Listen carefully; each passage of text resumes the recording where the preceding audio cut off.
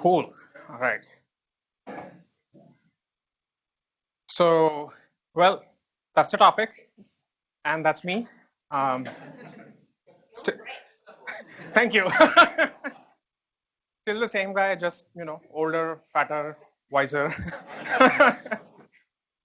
uh, and where is this topic really coming from? Like most of the talks that I have done so far, at least, they have involved taking a project that I have worked on and just talking about it, like how did we build this? How did we solve a particular problem? And then as time went on, I've been at LinkedIn for nearly 7 years, and I started noticing some trends and some patterns. And then also started noticing some things that were easy to avoid, but really were not avoided in the design phase itself. So you had production outages. So I call them deceptive problems, and I'll get to that more in a slide. So there are some basics that everybody needs to know when they're dealing with distributed systems. And unless you have that net of knowledge, it's probably going to be a bit hard. So what do I mean by these problems? Essentially, these are some of the problems that you believe that you might be able to solve quickly, might be able to just do it, or apply a hack somewhere, or solve it in the application layer in one way or the other. And you can potentially also say like, hey, you know what? I just want to apply this hack right now, and we'll fix it later. Guess what? It becomes unfixable sometimes. So your assumptions can be wrong. And essentially what that means is the problems have deceived you. They appeared simple, but they were really not. So do we have a way of passing a mic around the audience? I'm hoping to make this super interactive, by the way, so that everybody is engaged and I have to speak less as well. There's one over there. Okay. So the quick hitters, and how do we, what do you think about just quickly refreshing our distributed systems understanding? You have a database. Just imagine it's a single machine, the very bare bones form of a database, and it's not scaling for the read performance. So you say, you know what, let me introduce a read-only slave.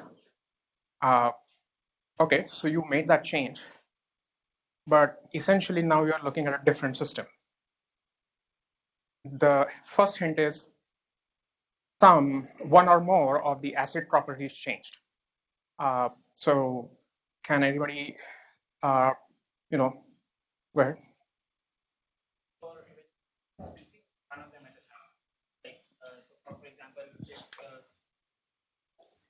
So out of availability and consistency, you can only ensure one at a time. So for example, if my data is readily available, it might be not be consistent. It might take time to replicate to slave. So if my writes are going to the master, so it might take time to replicate to slave. So consistency is not there, but availability is there. The system is available.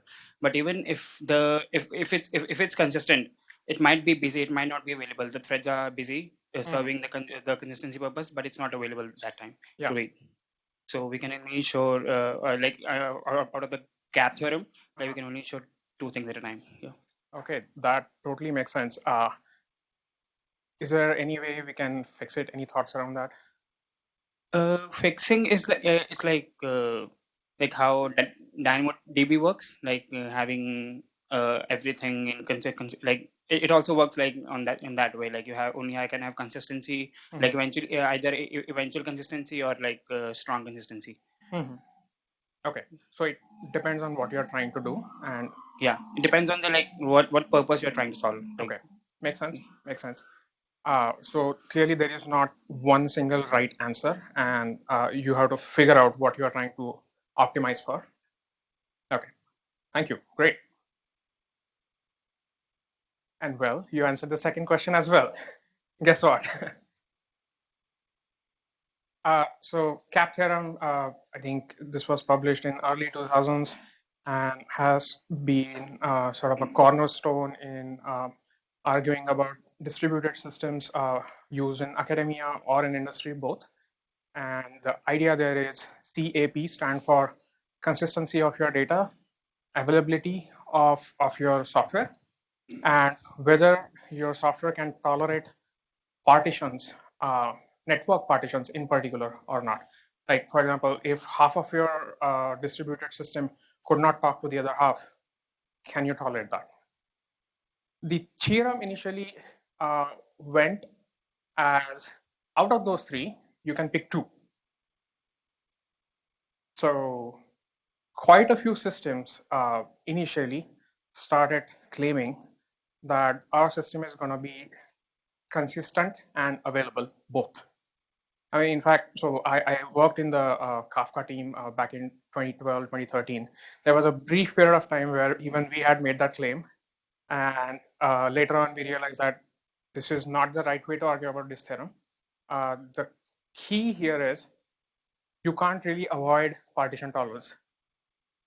Like network partitions will happen in your system, and there is nothing you can do about it, except, I mean, recovering as fast as you can. But when they happen, you have two choices. Do you want to roll with an available system and let the partitions sort of remain in an inconsistent state so that they can eventually become consistent at a later point? Or do you want to go with consistency and compromise your availability?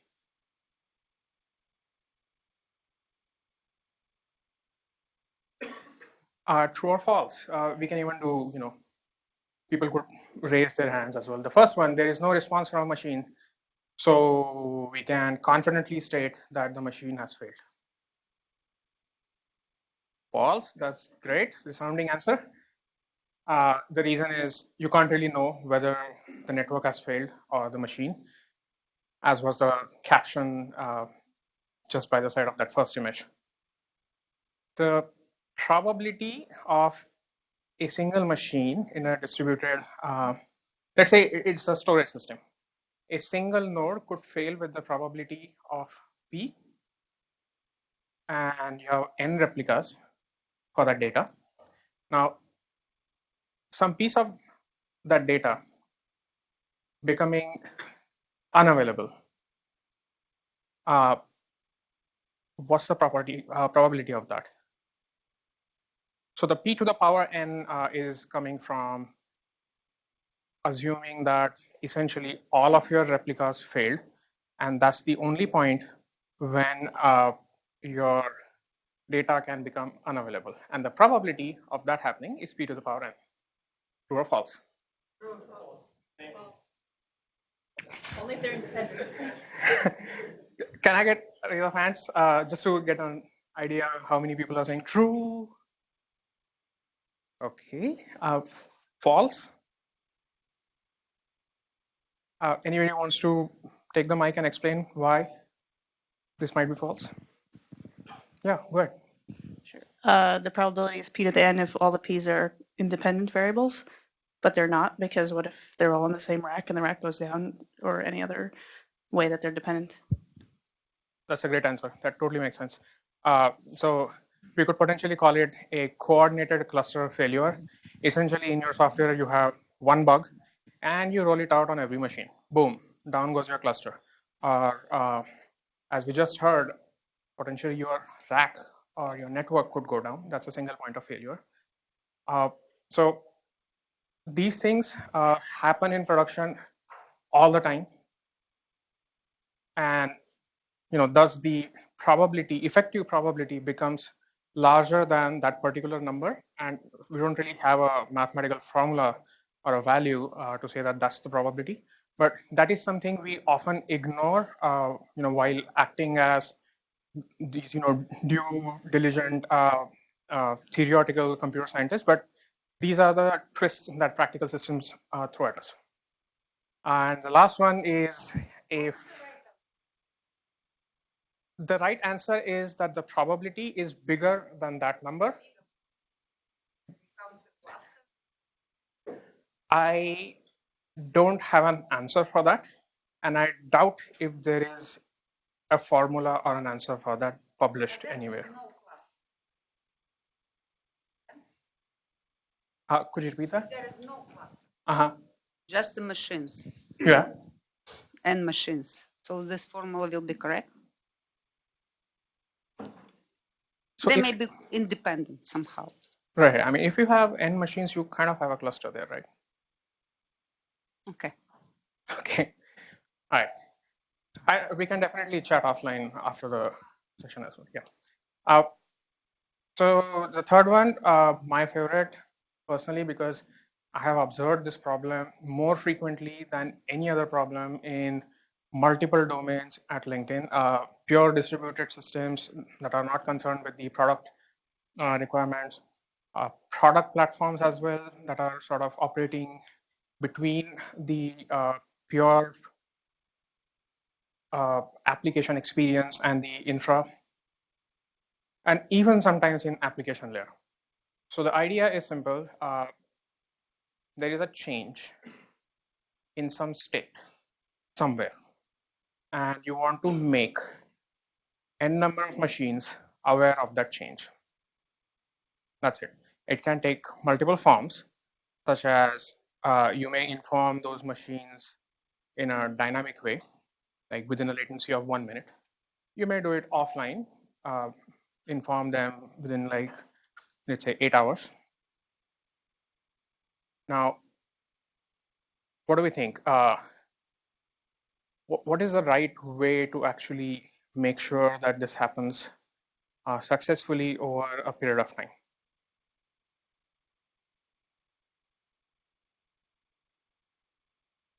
Can you say something? Okay. If you talk about pull, so these are n machines. Here's the mic. Thank you. So what I think is like push is a better mechanism, obviously, because if you talk about the pull, so pull is means if there are n machines talking to each other, and if every machine is asking for a change, so that might create more number of requests, even if the so if a machine got a change and it is that his responsibility to push the change to other machines. If other machines are asking, so that server might get n minus one other requests. Yeah. So it's already serving many other requests and it's getting n minus one more requests. So that might like create like that the server might die. So it can happen then. So push is obviously a better mechanism than pull. Okay. That's what I think. Anybody in support of pull?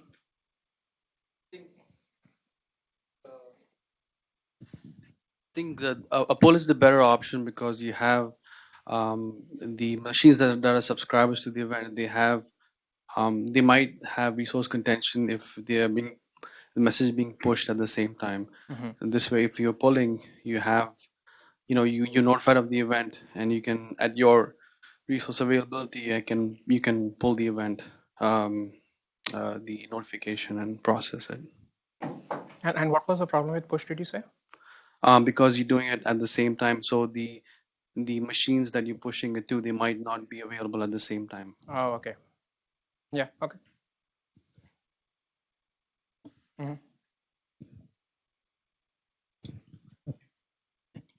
It depends on what we are talking about as to how much consistency that we want. Mm-hmm.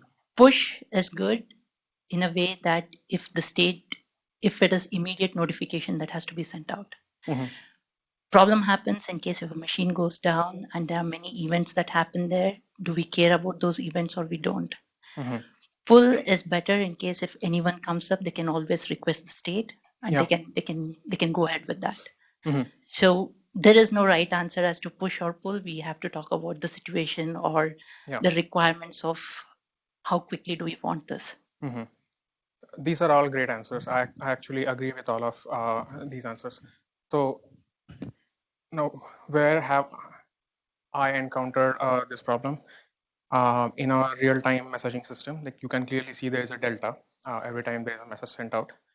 In computing if we need to clean up some dead references to our source output data. So those references become the delta that need to be cleaned up. We are actively working on a dynamic configuration system. I know rest of the industry has done it in 2002. We have been working around the requirements in a few different ways, and the delta there is the change in config.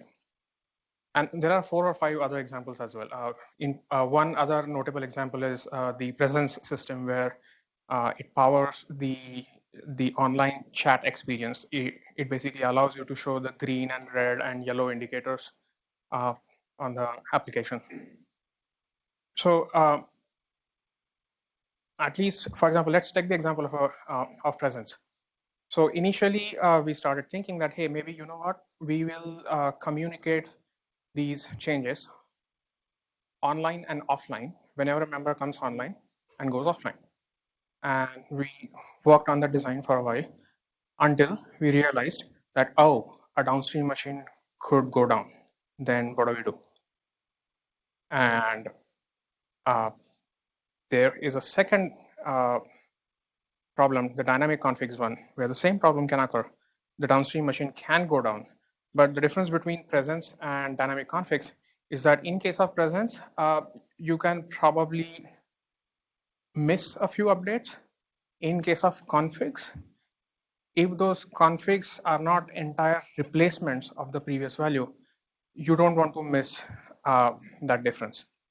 So with every situation, the constraints kept changing.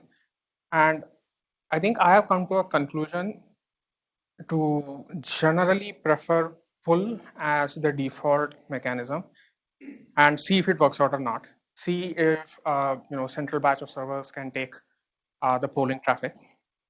If not, then somewhere you introduce a push element. And in an extreme situation where you just have to push, you probably want to push the changes to a bunch of subscribed consumers with a backup poll after, let's say, every 5 minutes or 10 minutes. Because your push changes can always go missing. The machine can go down, the network can be slow, or buffers can saturate. The machine can just GC heavily and drop whatever it's doing.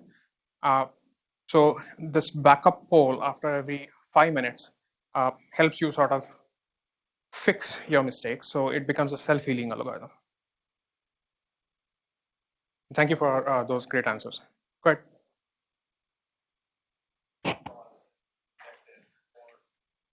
Would you mind until you get the mic? Yeah. If you have a network loss or you're able to detect it somehow, then isn't there a recovery plan for when the machine comes back up that actually it knows that it's off by the latest version of updates, and therefore it's actually disabled as a source of truth until it actually is consistent with everything else? You could have monitoring tools, you could have ways to detect and have health checks maybe every second, half a second, whatever it is, to sort of know what that is. Yeah. And are we assuming that the default mechanism here was push? Well, either way. So either way, the point is that you can have a way to determine what version of, say, a write or that object is that. Essentially, you need to have a pull to fix your state at some point. Makes sense. Cool, cool. All right. So let's get into the main topic. We have heard this last particular term a couple of times already. It depends. And yep, if the answer is not starting with it depends, when you're dealing with distributed systems at LinkedIn, then you are probably doing it wrong. Because we already have like a wide variety of problems, traffic, scale. So let's take one product use case, and we can walk through 3 different problems so that we won't have to learn new architectures, but we can sort of just build on our understanding. Instant messaging, it was launched like a few years ago, one of my favorite projects. And these are the 3 problems I'm hoping we can discuss today. So let's take up delivery guarantees. The architecture very roughly looks like what you have on the screen. And unfortunately, those arrows are extremely tiny. So we may have to pay a little bit extra attention there. The idea is the cell phone on the left is the message creator.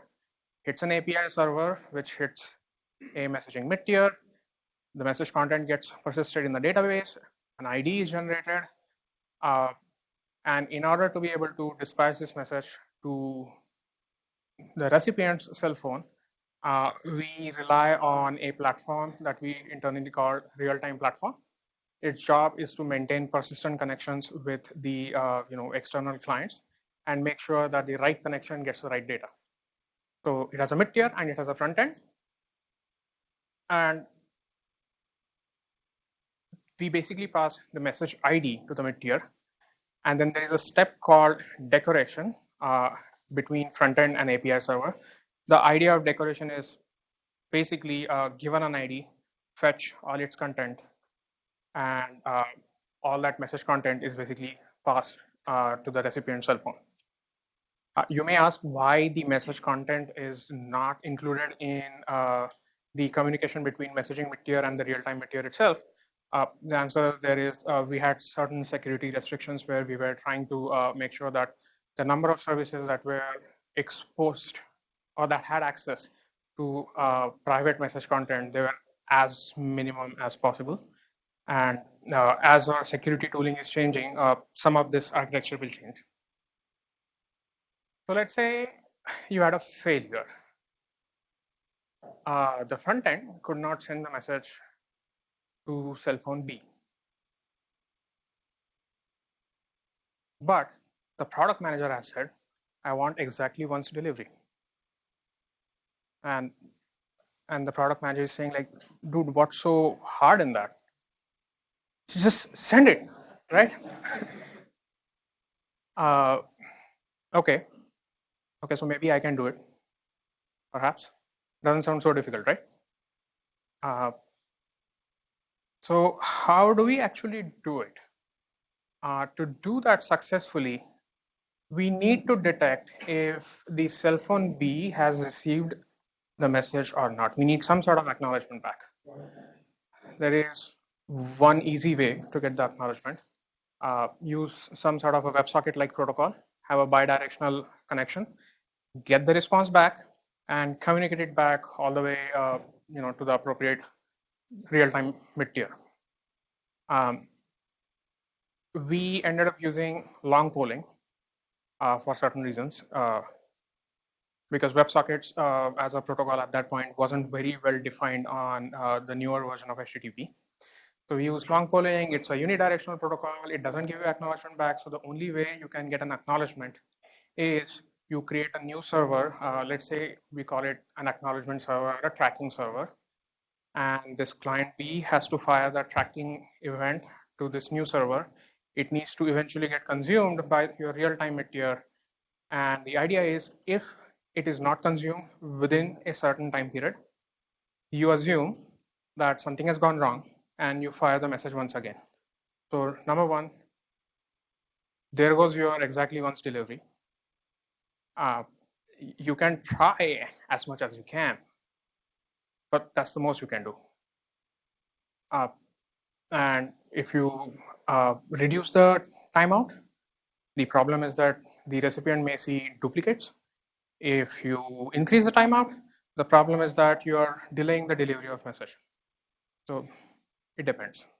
There is no good solution. But the right question to ask is, hey, why do you need this semantic?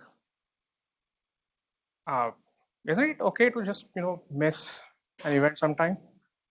In case of instant messaging, probably not. No, I wouldn't want to miss a message. But if I'm talking about presence, where all I'm communicating within my systems is whether a member is online or offline, maybe it's okay to miss an event and eventually recover. In fact, some systems, and these are rare in the industry, also operate on UDP precisely because they want lightweight communication and they're okay missing events. So this is something, these are the questions one needs to ask about their own application when it comes to delivery guarantees. And we'll get to the conclusions at a later point. Data race, I heard this term yesterday and really liked it. The idea here is that one or more pieces of data are racing against each other. And well, this one is an obvious slide. We are a global company with north of 500 million members. So one data center really cannot serve all this traffic. So, the data centers are sort of distributed through the world. And LinkedIn messaging happens to be a globally used product. So your recipients and senders could be connected to any data centers. So let's make the figure a little bit complicated. All we have done is we have introduced two data centers. And the idea here is that your recipient is connected to a different DC. So you somehow need to get your message to that DC. That happens through the real-time mid-tier. And the rest of the whole processing, it's pretty much the same. There is decoration and all that stuff. So here's an issue though. In this case, there is a solid chance that this architecture will not work out. And the reason is that the source of truth databases in LinkedIn are replicated in an asynchronous way. Obviously, the asynchronous replication is optimized for batch data transfer, not necessarily for super low latency, small size data transfer. So the problem is by the time your message ID arrives in the second data center for decoration, it's entirely possible that the database in that DC may not have the message at all. It will take a few more minutes, maybe a few more seconds, but the point is your decoration failed. So how do we deal with this? This is a classic example of a data race. The other examples are when, let's say, you sort of, live video is a great example. People go live and the notifications for the live video are communicated across all data centers. Sometimes people want to like and comment on those instances, but what if the live video instance hasn't been replicated in the first place? The act of liking and commenting is going to fail. So there are a few different methods of preventing the decoration failures. Any suggestions? This kind of gets in the innards of all these systems. So any choice we make here kind of becomes quite influential on the overall app experience.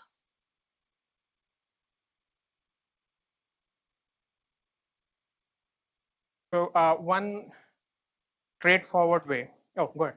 So one of the things you can do is when the second database fails, it gets a 404, then it can pull from the source of truth and then surface it back. Like it will take some time, but it will eventually get to the user. Mm-hmm. And that's a great answer. Yeah, that's a fantastic answer. We indeed have adopted in at least a couple of systems. And there can be seriously a plethora of options here. For example, can we serialize the read writes of certain members to the same database in the same data center? Sort of you partition your member space across different data center and then you start serializing. As we just heard, sure, the API server in DC2 doesn't have the message, but it could potentially call DC1. You could potentially include DC1 in the identifier saying that this is the originating colo, and it could fetch that. There are yet, there are more methods. For example, you could synchronously write the message to all DCs first before you even start communicating to real time. You could do that at the application level. You could ask your storage system to do it for you. The same lazy reading from a different data center, that can be done at application level or in the storage level.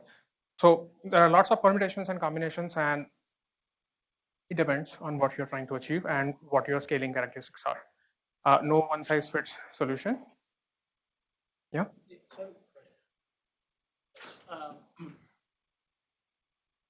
So fundamentally here, the problem you have is you're mutating some sort of shared state, right?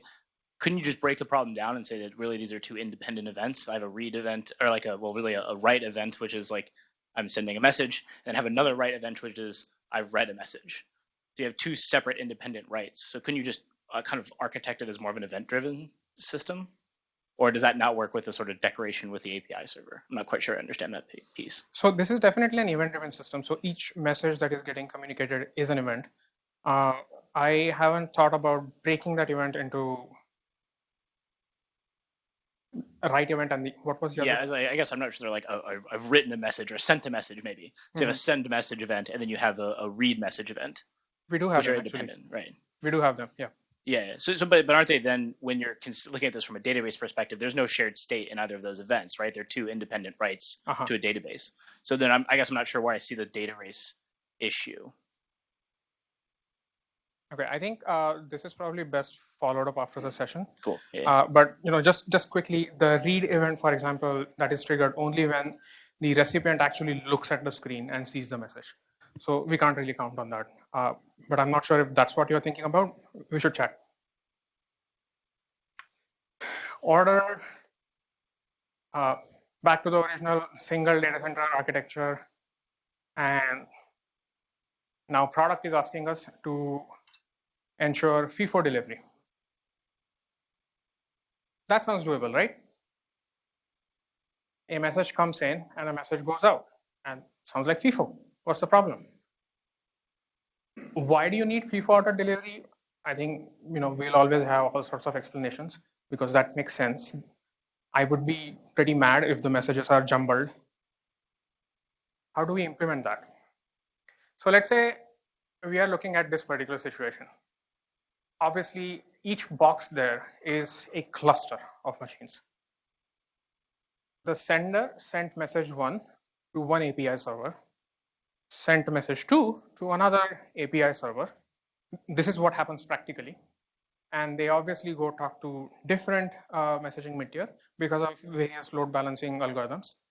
And in some particular order, they are written to the database. In some order, they eventually get to the front end, get decorated, and get dispatched to the recipient.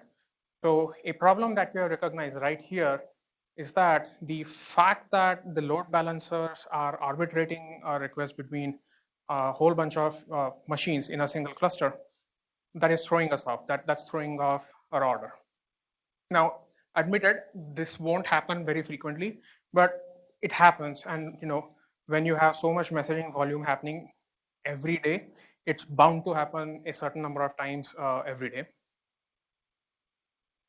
So what do? Can we kind of make sure that the messages from the same member hit the same API server like this?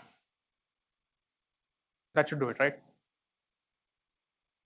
So if M1 comes before M2, API server handles M1 before M2, right? Thought, right? Because the message is being generated from the same device. The device will record the sequence of the message, and make that part of the message itself. That M1 is, let's say, 5 minutes before M2, so you can bank on that fact, and then carry that all along. That's right. That's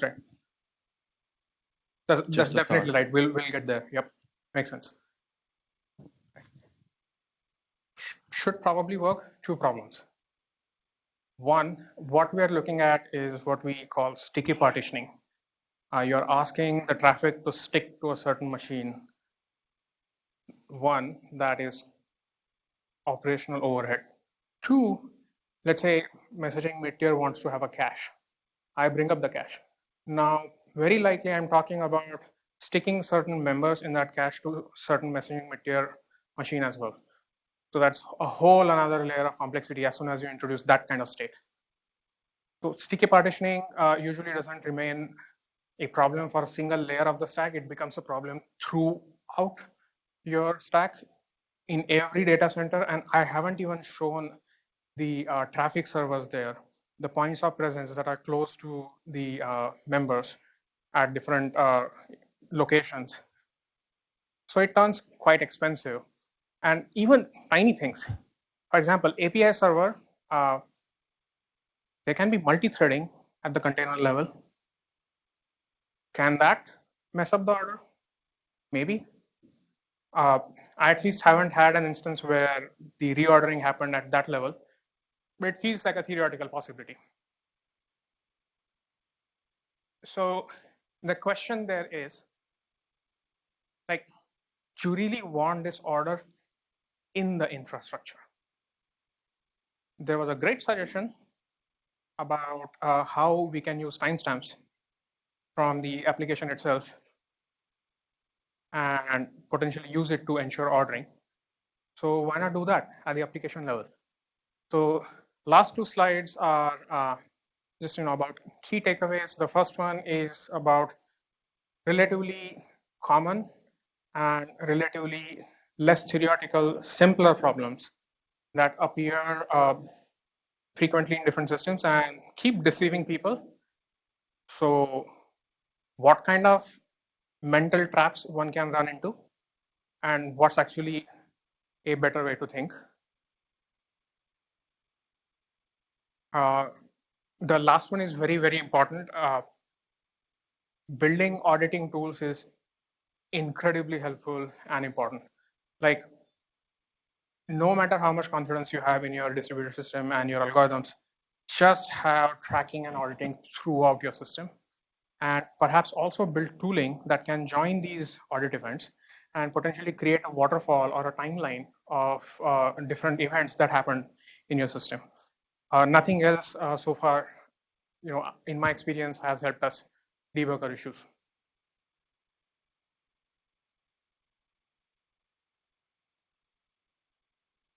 So as we just saw with ordering, kind of gets expensive. And as soon as you introduce another colo, becomes seriously complicated. Right?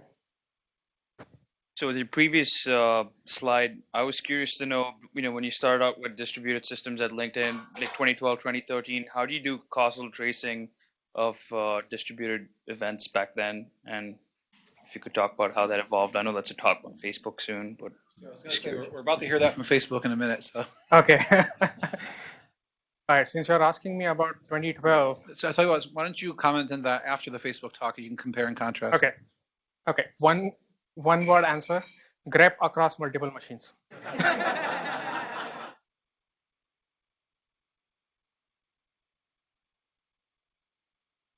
So yeah, the first two are important. If you are asking the infra to deliver guaranteed delivery, and if you are especially working in a consumer application space, maybe think about not guaranteeing delivery, but use retries to actually deliver messages whenever they get delivered. And in the mobile application on your recipient side, ensure that if the same message is received more than once, you still have idempotent results. Those messages get squished together and you don't have duplicates. Second one, order delivery is nearly impossible.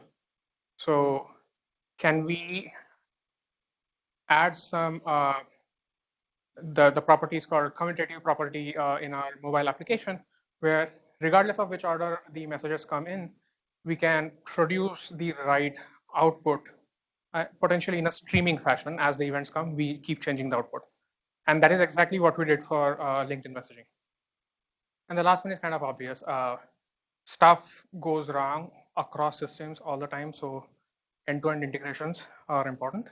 And as soon as possible, you don't want to be in a situation where you optimize the hell out of one component and after 2 months realize, like, oops, the APIs don't match. So that's it. Thank you very much for your Wow. attention.